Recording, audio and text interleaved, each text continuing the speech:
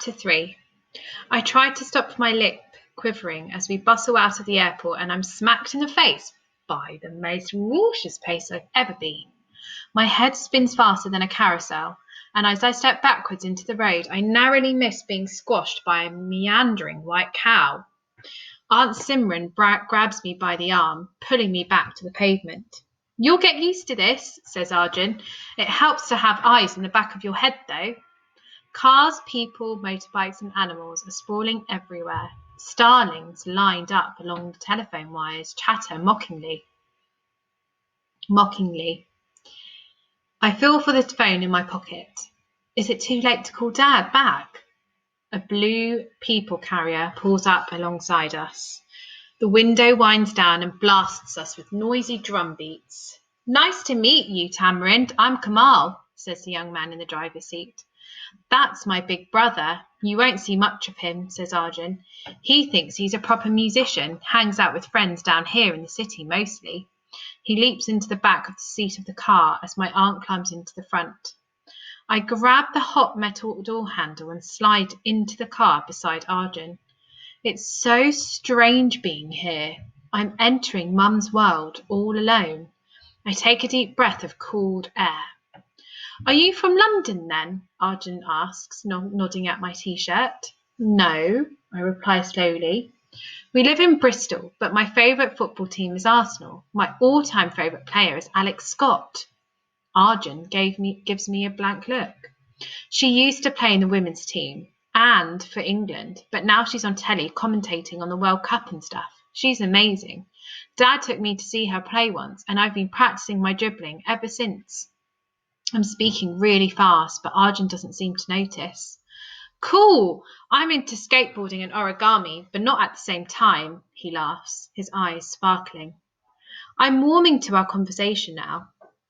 "I was meant to go to a summer camp at Arsenal. With my best friend Rafi." I swallow, my stomach suddenly plummeting, but I'm here instead. "Maybe you'll get to do it a different time," he says, getting a small gamer out from the back of the seat in front. "Want to go?" I shake my head. "Thanks, though." I stare out of the window. He fires it up and starts punching at the keys. I need to beat my record. A sad, empty feeling settles around me. All I can think of is Mum. It's as if she's flown from the photo and is everywhere I look, like she's right here beside me. I can't get her out of my mind, and although I never knew her, I miss her so much. I've never felt quite like this before. Outside, the tall trees that line the road sway in the warm breeze. We drive alongside a wide river. Cars and buses, bumper to bumper. The air noisy with horns. In the far distance, snow-capped mountains rise into the turquoise blue sky. No, it's fine. Okay, where was I? Sorry, year 4. Okay. The moon appears from behind one of the peaks, and a bright star sits beside it, even though it's not dark yet. Further away, the clouds begin to turn grey. Arjun glances out the window. "Hope we don't get caught in a storm. It's a monsoon season, and that means rain." He raps on the back of the driver's seat. "Put your foot down, Kamal." "Careful driving," adds Aunt Simran. "We have our lovely Tamarind with us." She turns and smiles. "Don't worry," says Kamal. "I'll get everyone's home safely." Aunt Simran," I say, leaning forward, "will you tell me about Mum?" She touches my hair. "Bitter not now, okay? It's a day for celebration, not sad things." I let the butterflies in my stomach fizzle to nothing, stare out the window again. Arjun shoots me a smile, angles his gamer towards me. "Sure you don't want to go?" I shake my head. The phone in my bag buzzes and I grab for it. A message from Rafi. "Hey Tam, when you back? Arsenal is sick, but not same without you. Call me." I quickly tap my reply and send it off. Message failed to send. Oh, what? No mobile signal. I fling the phone into my bag, a lonely feeling creeping into my whole body. We skirt around a vast green lake with houseboats bobbing along its surface. A long-legged White bird sweeps low across the water and dives in, reappearing a few moments later with a bright silver fish held tight in its beak. We leave the busy streets and begin to climb away from the chaos of the city on hushed, winding roads that wrap around the mountains, the car hugging close to the curves. Small villages with houses perched at steep angles appear now and then, and bearded brown goats wander randomly along the road. It's getting cooler and quieter than the further we drive, the sky turning the darkest pink I've ever seen. We drive on and on until daylight begins to fade, and each twist of the rough mountainous road takes us higher and higher towards the sharp snow-covered peaks. Eventually, Arjun stops playing his game, his head sagging against the window as his eyes flutter shut. A scattering of lone houses from a line along a dark track, their silhouettes black against the last of the sun's rays. Final stretch, says Kamal, yawning. We turn off the road and carry on driving along a stony track, climbing higher still, leaving the houses way behind. Owl calls screech through the open windows as we bump deeper into the darkness of the countryside. How much longer? Asks Arjun, waking up and rubbing his eyes. Nearly there, replies Kamal, finally slowing the people carrier down. You must be so tired, Tamarind, says Aunt Simran, but you're here now, that's the important thing. Here in the middle of the biggest nowhere I've ever seen, with a bunch of strangers, I grip the edge of my seat as a wave of panic surges through me. Where's Dad when I need him most? We grind to a halt.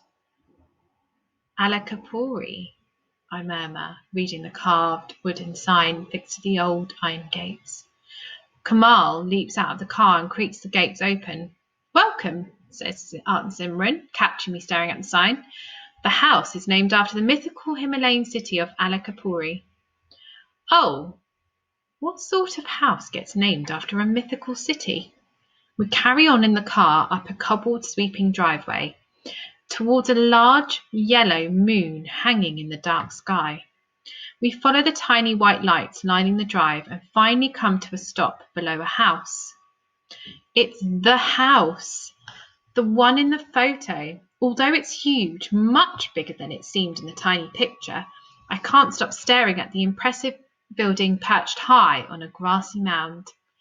The car doors whoosh open and a cold wind rushes in, blowing damp leaves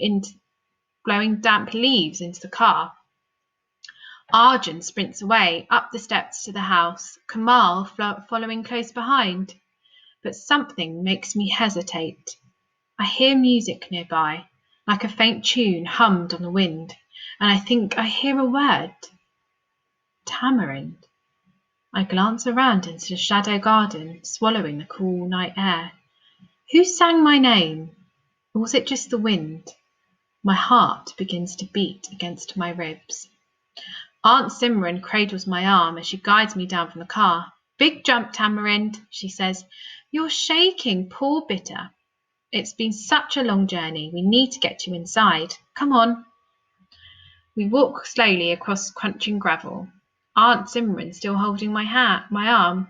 It's dark, but the moon is bright and sheds its yellow light over the house. The domed turrets make it look almost like a palace.